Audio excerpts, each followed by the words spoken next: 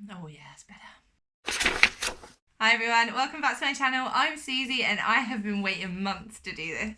Buckle up, because today I am bringing you the anti-TBR tag. And if that intro didn't give it away, oh, things are about to get brutal.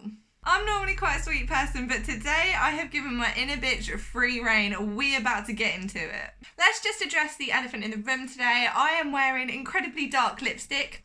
Not sure if you noticed, but at some, if not all points of this video, chances are it's gonna be on my teeth. We're just gonna have to live with that. I'm not used to wearing it, what can I tell you? This tag was originally created by Nicole from Nicole and her books, and I will go ahead and link her channel down below so that you guys can go ahead and give her some love for what is frankly an ingenious concept. I am late to this trend, but that's only because I am new to making videos. I remember seeing the wave of these that swept through BookTube about a year ago when this tag first got momentum, and it was back then that I thought, if I've ever got the guts to start my own channel, I have got to do this tag.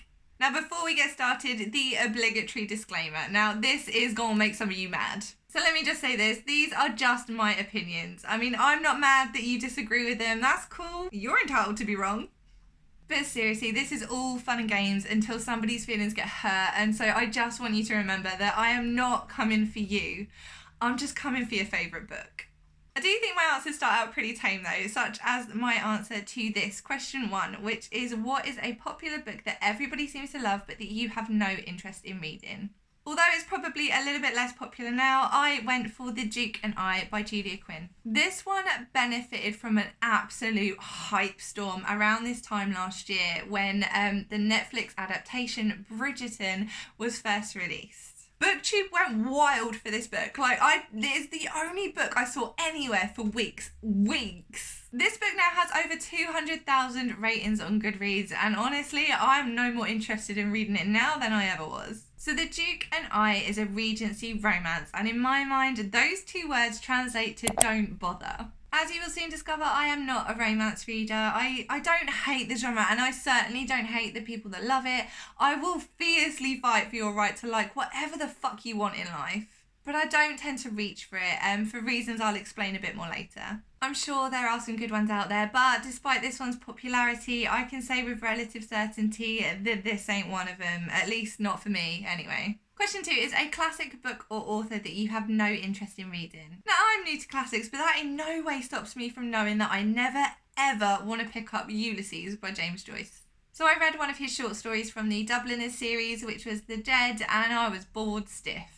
I knew more about the colour of the stout labels than I did about the plot of this, and it drove me around the bend. This was short, but it was somehow the longest book I have ever read. It was so tedious.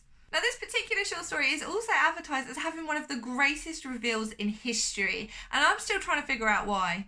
The Dubliners is a well-respected series, and Ulysses is a well-renowned classic, but I have heard that it is incredibly hard work to get through, even for people who are committed to that cause. I mean, I can only presume because they hate themselves, but I know I'm never going to make it through it, and I'm okay with that. Question 3 is an author you have no interest in reading, and for that I have chosen Jojo Moyes. I can practically hear you all coming for me. Look, the thing is, I have never read a synopsis for one of her books and thought, yeah, I want to read that, so. Now, question 3 comes with a point 2, and that is a problematic author that you have no interest in reading. For that, I have gone for H.P. Lovecraft, and that's simply because he was a racist son of a bitch. See, I have this really nice edition of some of his stories. I should have got round to unhauling it years ago when I found this out about him, but honestly, I cannot bear to think that I've passed this into somebody else's hands. And it's just, I can't bring myself to recycle it either. It doesn't seem like the right thing to do. I need to figure out what I'm going to do with it. But I know with absolute surety I'm never reading this. Now, the fact that I have this is because I had no idea about Lovecraft's racism at the time when I bought this. It's something I've only found out since. All I know about him at the time is that he is an incredibly popular horror author, and I like horror books, so. But then I read The Ballad of Black Tom by Victor Lavelle, which is a retelling of one of Lovecraft's short stories, The Horror at Red Hook. Lavelle rewrote this from a black character's perspective, which was a very nicely handled fuck you to Lovecraft's memory. So I then started to look into Lovecraft's racism, and it is well documented just how awful that man was. Now, this does bring up the question of whether you can separate the art from the artist, and in Lovecraft's case, I know that there will be an awful lot of you out there who can, and that's your call, but I can't. Now, the wider question is more complicated than that, and it will vary from person to person and case by case. It's a big topic, and one that I think probably could do with a bit more open debate about it. Maybe one day I'll do a discussion video or like a live on my channel, and we can dig into it a bit more. But for now, at least just know that I have no plans to ever read this man's work again. The reason I say again is because after I read The Ballad of Black Tom, I did go on to read The Horror at Red Hook just so that I could compare the two stories, but that was the start and end for me. It was rubbish. But by the way, I do highly recommend The Ballad of Black Tom. I gave it 4 stars. Question 4 is an author you have read a couple of books from but have ultimately decided that they're not for you. It's Nick Cutter. I didn't even need to read 2, I read 1.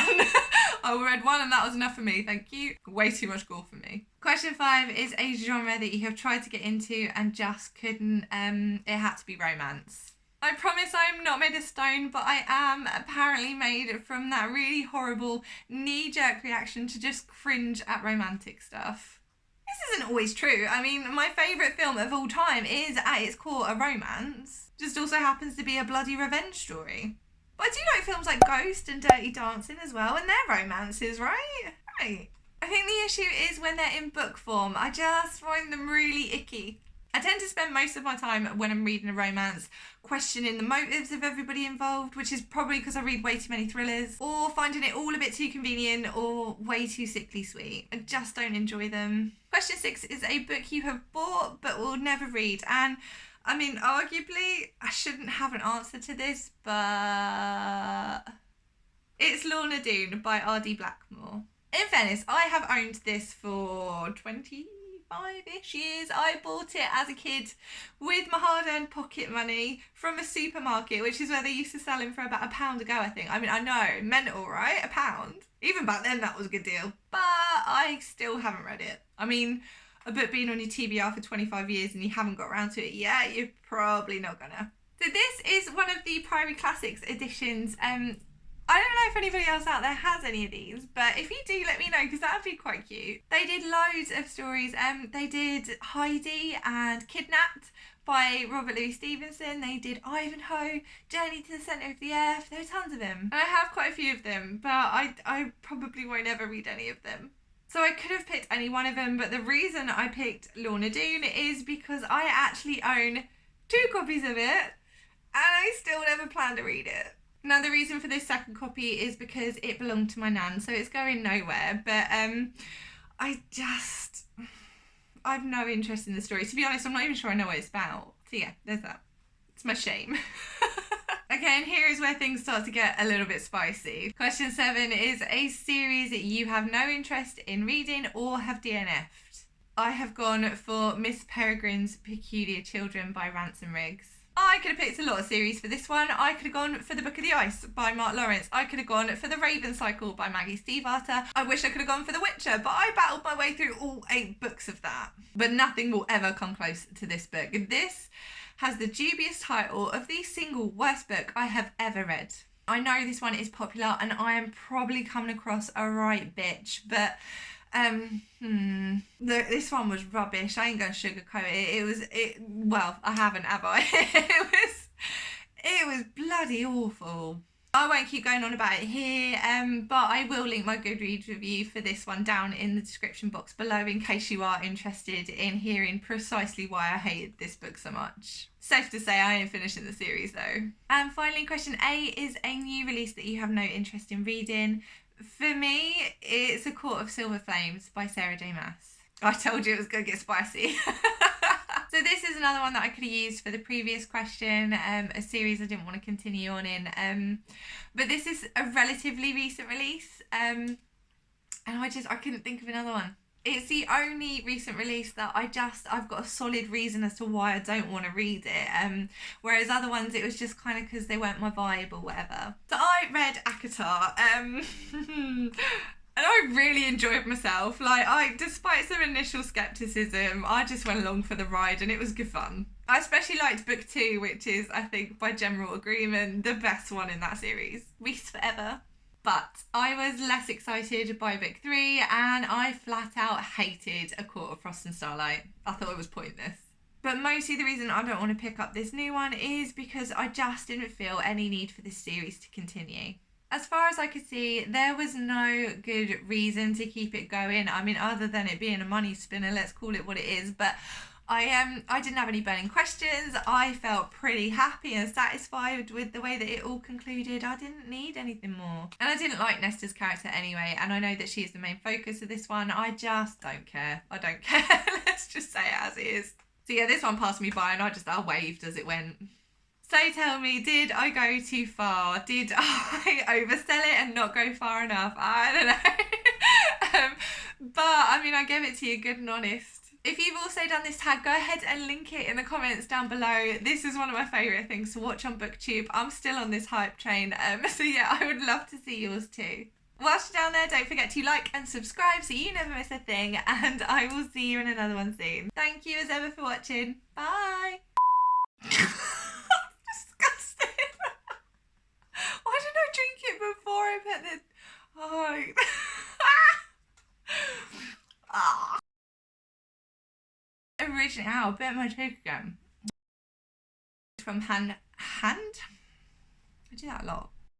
Oh, did I turn the colours off? Yeah, I did.